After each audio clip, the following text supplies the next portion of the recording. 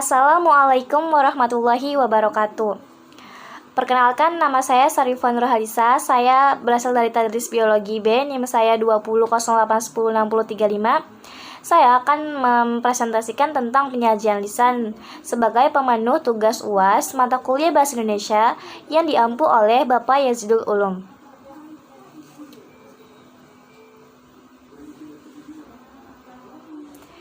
Di sini saya akan membahas tentang definisi penyajian lisan, metode dan jenis penyajian lisan, sikap penyajian lisan, dan penghambat penyajian lisan.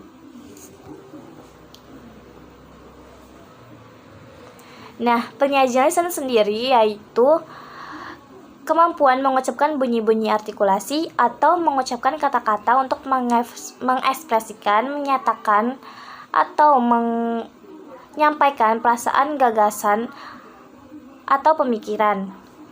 Nah, pembicara lisan ini perlu kita lakukan latihan untuk membiasakan diri dan untuk menentukan cara dan gaya yang tepat saat kita melakukan pembicaraan.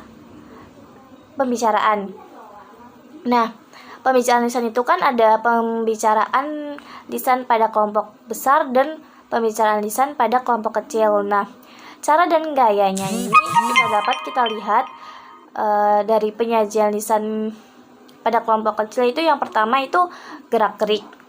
Gerak-gerik kita tuh harus menunjukkan bahwa kita adalah manusia yang utuh. Kita tidak kaku dan kita tuh lincah gitu. Yang kedua yaitu teknik berbicara. Berhasil atau tidaknya pembicaraan atau komunikasi yang kita jalankan ditentukan oleh teknik bicara.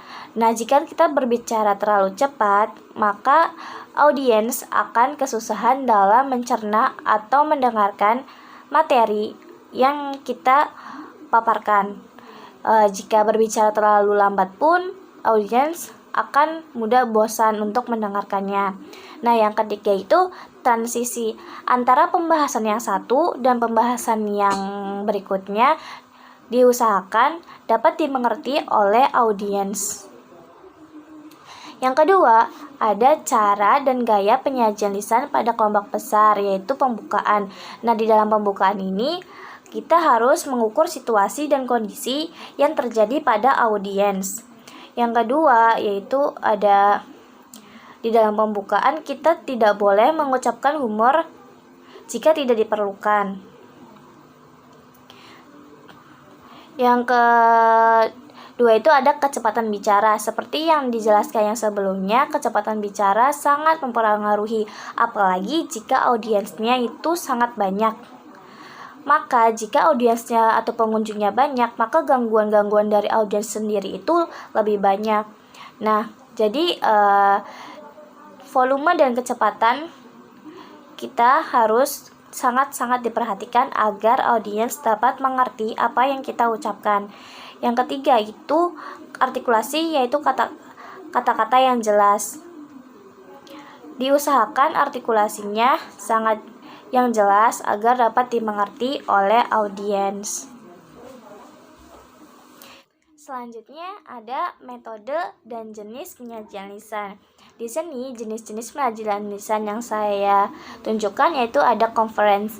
Conference adalah rapat atau pertemuan untuk berunding atau bertukar pendapat mengenai suatu masalah yang dihadapi bersama melalui permusyawaratan atau muktamar.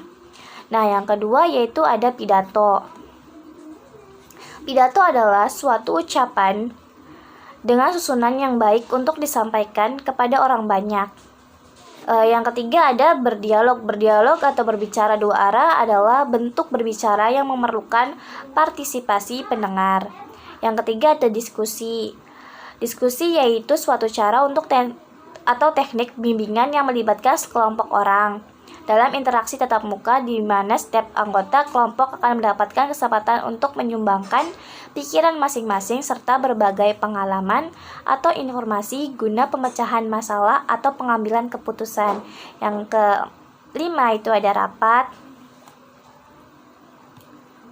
Rapat adalah berkumpulnya sekelompok orang untuk menyatukan pemikiran guna melaksanakan urusan perusahaan atau urusan sebuah urusan. Yang keenam adalah wawancara. Wawancara adalah sebuah kegiatan tanya jawab yang dilakukan oleh pewawancara sebagai penanya dan narasumber sebagai orang yang ditanya.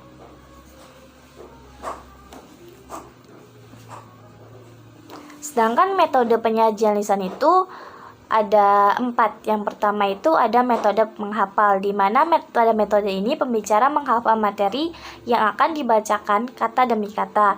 Yang kedua ada metode ekstemporan. Metode ini merupakan jalan tengah. Pada metode ini pembicara menyiapkan catatan-catatan penting yang dibuat secara cermat. Dari catatan-catatan tersebut pembicara mengulas topik pembicaraan dengan bahasa dan kosakata yang dipilihnya. Catatan-catatan hanya untuk mengikat urutan-urutan pokok pembicaraan. Yang ketiga yaitu ada metode serta-merta. Metode ini adalah metode penyajian berdasarkan kebutuhan sesaat. Pembicara tidak ada persiapan sama sekali, yang mana berdasarkan pengetahuan dan pengalamannya yang berhubungan dengan topik pembicaraannya. Yang keempat yaitu ada metode naskah. Pada metode ini pembicara menyiapkan naskah untuk dibaca. Biasanya metode ini dipakai untuk pidato-pidato resmi kenegaraan. Nah, yang ketiga ada sikap mental penyajian lisan. Sikap mental penyajian lisan ini dibagi menjadi 3 atau ada 3. Yang pertama ada rasa komunikasi. Di samping harus memiliki daya ingat yang baik terhadap bahan pembicaraan, seseorang pembicara juga harus bisa menyesuaikan diri, memiliki perasaan akrab terhadap lawan bicara. Perasaan seperti ini merupakan bagian dari komunikasi yang wajar. Yang kedua itu ada rasa humor. Beberapa langkah yang bisa ditempuh oleh pembicara untuk menumbuhkan rasa ini adalah mengambil cerita-cerita lucu. Diharapkan cerita atau anekdot itu bersinggungan dengan tema pembicaraan agar suasananya lebih mencair dan tidak tegang. Yang ketiga ada rasa kepemimpinan. Rasa kepemimpinan dengan demikian kewibawaan adalah faktor yang sangat mendukung. Untuk menumbuhkan rasa ini pembicara harus memiliki rasa percaya diri. Dengan rasa percaya diri ini pembicara akan terhindar dari perasaan takut sehingga bisa mengatur dan menguasai diri dengan baik di depan forum. Yang keempat ada penghambat penyajian lisan. Hambatan bisa datang dari mana saja, baik dari internal maupun eksternal. Hambatan internal sendiri adalah hambatan yang berasal dari dalam diri pembicara. Unsur-unsur yang biasanya menyebabkan timbulnya hambatan internal antara lain alat ucap yang kurang sempurna, kelelahan, sakit jasmani, dan aspek kejiwaan.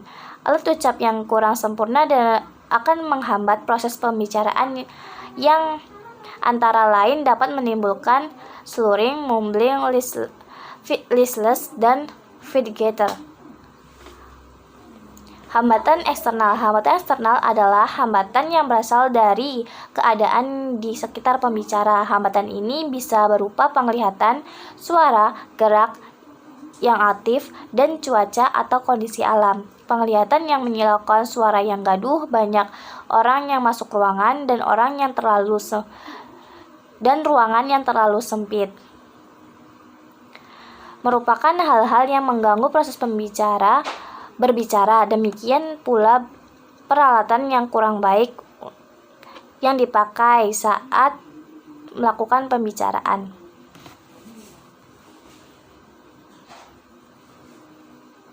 Kesimpulannya adalah penyajian lisan merupakan puncak dari seluruh persiapan, khususnya latihan oral atau latihan lisan.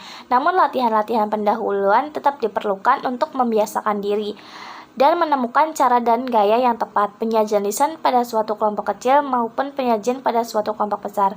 Metode penyajian lisan yaitu ada metode penghafal, yaitu pembicara menghafal materi yang akan dibacakan kata demi kata. Metode naskah yaitu pembicara menyiapkan naskah untuk dibaca. Metode serta-merta, yaitu pembicara serta-merta berbicara berdasarkan pengetahuan dan pengalamannya yang berhubungan dengan topik pembicaraannya.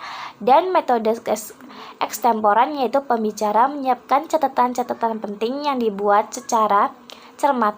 Sedangkan jenis penyajian lisan ada dua, yaitu dialog atau berbicara dua arah adalah bentuk berbicara yang memerlukan partisipasi pendengar, dan percakapan adalah bentuk dialog yang tidak terlalu formal. Percakapan selalu bersifat antar persona meskipun percakapan dihadiri oleh orang banyak.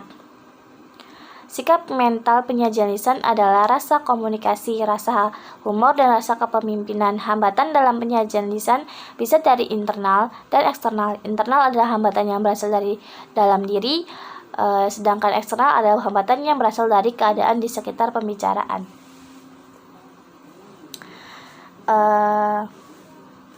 Sekian presentasi yang dapat saya paparkan. Kurang lebihnya mohon dimaafkan. Wabillahi taufiq walhidayah. Wassalamualaikum warahmatullahi wabarakatuh.